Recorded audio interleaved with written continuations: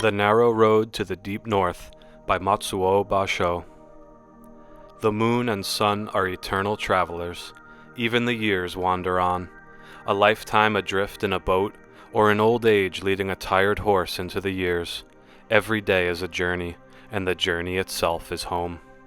From the earliest times there have always been some who perished along the road. Still, I have always been drawn by wind-blown clouds into dreams of a lifetime of wandering. Coming home from a year's walking tour of the coast last autumn, I swept the cobwebs from my hut on the banks of the Sumida just in time for New Year. But by the time spring mists began to rise from the fields, I longed to cross the Shirakawa barrier into the northern interior.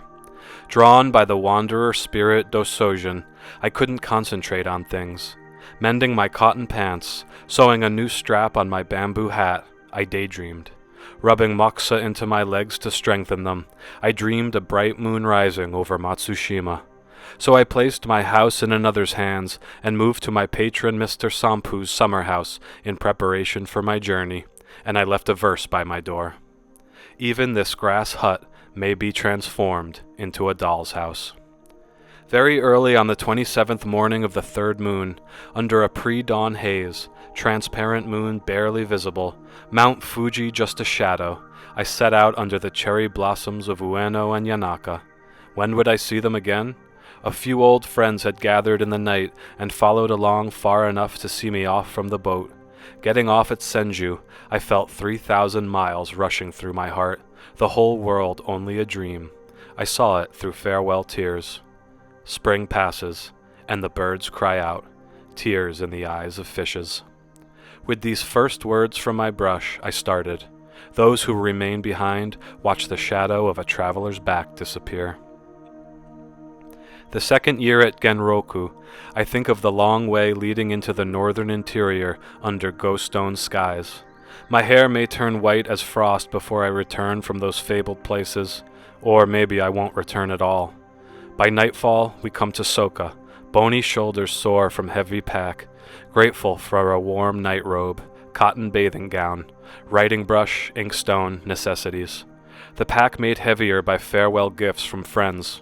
I couldn't leave them behind. Continuing on to the shrine at Muro No Yashima, my companion Sora said, "This deity, Konohana Sakuya Hime, is goddess of blossoming trees, and also has a shrine at Fuji. She locked herself into a fire to prove her son's divinity. Thus her son was called Prince Hohodemi, born of fire, here in Muro no Yashima, burning cell. And that's why poets here write of smoke, and why the locals despise the splotched komoshiro fish that reeks like burning flesh. Everyone here knows the story." The last night of the third moon, an inn at the foot of Mount Nikko. The innkeeper is called Hotoke Gozaimon, Joe Buddha. He says his honesty earned him the name, and invites me to make myself at home. A merciful Buddha suddenly appearing like an ordinary man to help a pilgrim along his way. His simplicity is a great gift, his sincerity unaffected, a model of Confucian rectitude. My host is a bodhisattva.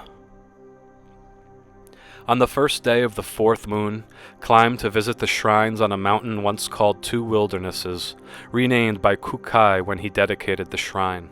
Perhaps he saw 1,000 years into the future, this shrine under sacred skies, his compassion endlessly scattered through the 8 directions, falling equally, peaceably, on all 4 classes of people.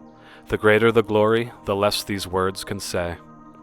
Ah, speechless before these budding green spring leaves in blazing sunlight. Mount Kurakami still clothed in snow, faint in the mist, Sora wrote, "Head shaven at Black Hair Mountain, we change into summer clothes." Sora was named Kawai's Sogoro. Sora's his nom de plume.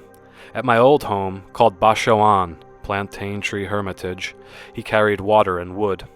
Anticipating the pleasures of seeing Matsushima and Kisagata, we agreed to share the journey, pleasure and hardship alike. The morning we started, he put on Buddhist robes, shaved his head, and changed his name to Sogo, the Enlightened. So the quote, "changing clothes" in his poem is pregnant with meaning. 100 yards uphill, the waterfall plunged 100 feet from its cavern in the ridge, falling into a basin made by 1,000 stones. Crouched in the cavern behind the falls, looking out, I understood why it's called Urami no Taki, view from behind falls.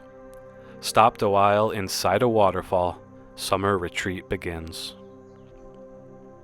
A friend lives in Kurobane on the far side of the broad Nasu Moor. Tried a shortcut running straight through, but it began to rain in the early evening, so we stopped for the night at a village farmhouse and continued again at dawn. Out in the field, a horse, and nearby a man cutting grass. I stopped to ask directions. Courteous, he thought a while, then said, "Too many intersecting roads. It's easy to get lost. Best to take that old horse as far as he'll go. He knows the road. When he stops, get off, and he'll come back alone." 2 small children danced along behind, one with the curious name of Kasane, same as the pink flower.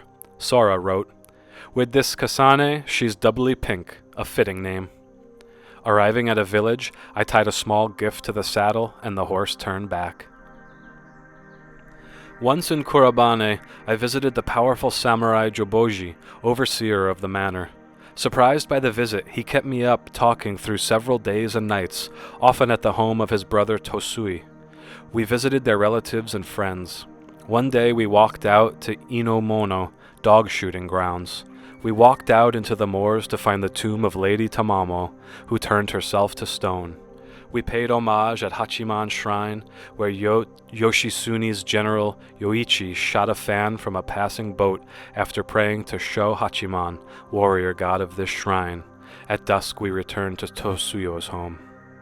Invited to visit Shugen Komyo Temple's hall for mountain monks.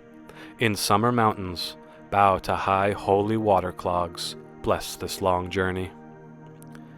Not far from the temple, in a mountain hermitage under Ugan Temple, my Dharma master Bucho wrote, "A 5-foot thatched hut. I wouldn't even put it up but for falling rain." He inscribed the poem on a rock with charcoal. He took me long ago, curious. Several young people joined in, walking sticks, pointed toward Ugan Temple. We were so caught up in talking, we arrived at the temple unexpectedly.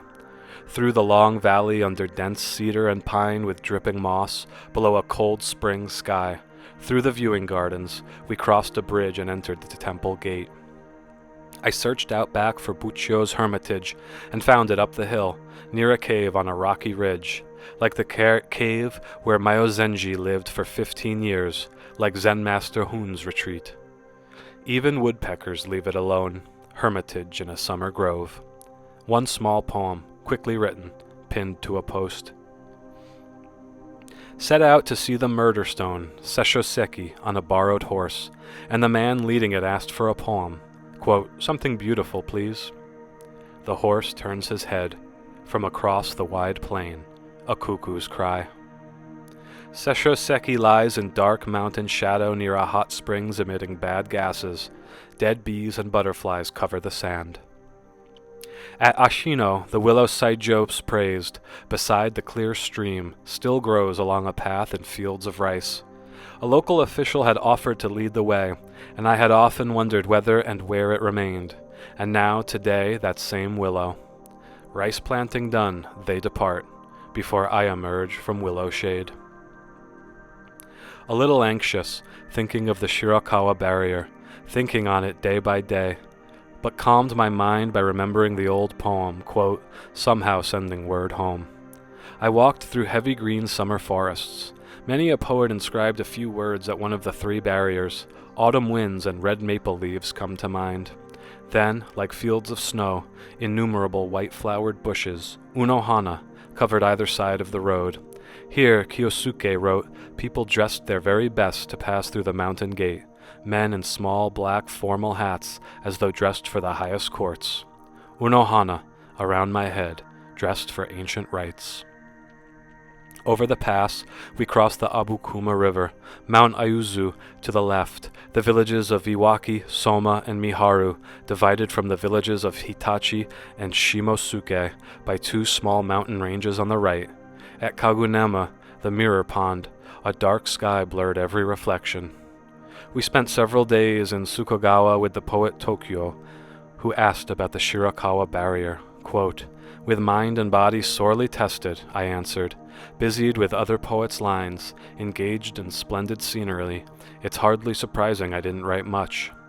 Culture's beginnings, from the heart of the country, rice planting songs.